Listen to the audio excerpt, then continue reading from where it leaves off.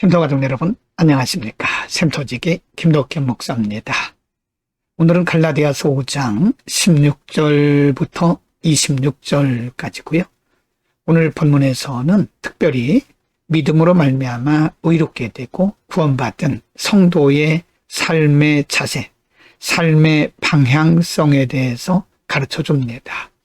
특별히 율법이 아닌 복음으로 말미암아 하나님의 은혜로 구원받은 성도들은 이 땅을 살아가는 동안 어떤 방향성을 가지고 살아야 되는가, 성도의 삶의 자세를 상세하게 가르쳐 줍니다.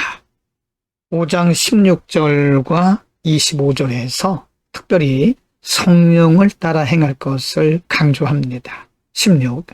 내가 이르노니 너희는 성령을 따라 행하라. 그리하면 육체의 욕심을 이루지 아니하리라. 25절입니다.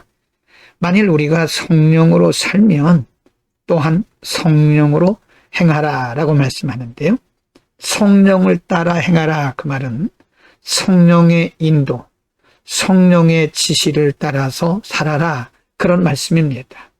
인간의 육신의 방법과 육체의 종욕을 따르지 말고 성령께서 인도하시는 대로, 성령께서 가르치시고 성령께서 감동하시는 대로 살아라, 그런 말씀입니다. 그게 바로 거룩한 성도의 삶이라는 거죠.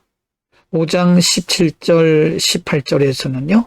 구원받은 성도가 왜 성령을 따라 살아야 하는가, 성령을 따라야 할 이유에 대해서 말씀합니다. 17절. 육체의 소욕은 성령을 거스르고 성령은 육체를 거스르나니 이 둘이 서로 대적하므로 너희가 원하는 것을 하지 못하게 하려 함이라. 18절입니다. 너희가 만일 성령의 인도하시는 바가 되면 율법 아래 있지 아니하리라. 성령을 따라야 할 이유는 육체의 소욕이 성령을 거스리고 성령과 반항하는, 성령과는 전혀 반대 방향으로 가기 때문에 그렇습니다. 만일 우리가 육체를 따라 살아간다면 성령을 배반하는 거죠. 성령을 거스리는 거죠. 성령을 따르면 반대로 육체의 소욕을 이겨나갈 수 있다고 하는 말씀이죠. 그러면 성령을 거스르는 육체의 일이 무엇인가? 5장 19절부터 21절 가운데 가르쳐주고 있는데요. 19절, 육체의 일은 분명하니 곧 음행과 더러운 것과 호색과. 20절, 우상숭배와 주술과 원수 맺는 것과 분쟁과 시기와 분냄과 당지는 것과 분열함과 이단과. 21절입니다. 투기와 술취함과 방탕함과 또 그와 같은 것들이라.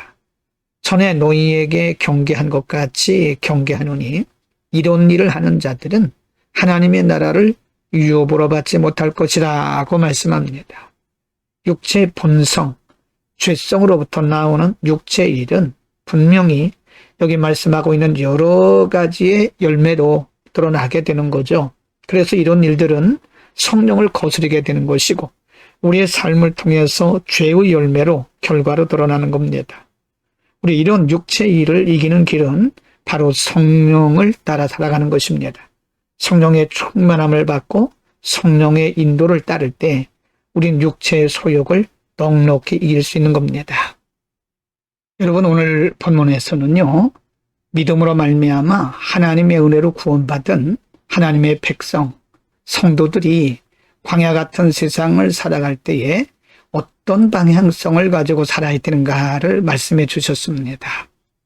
바로 성령을 따라 행하는 거죠.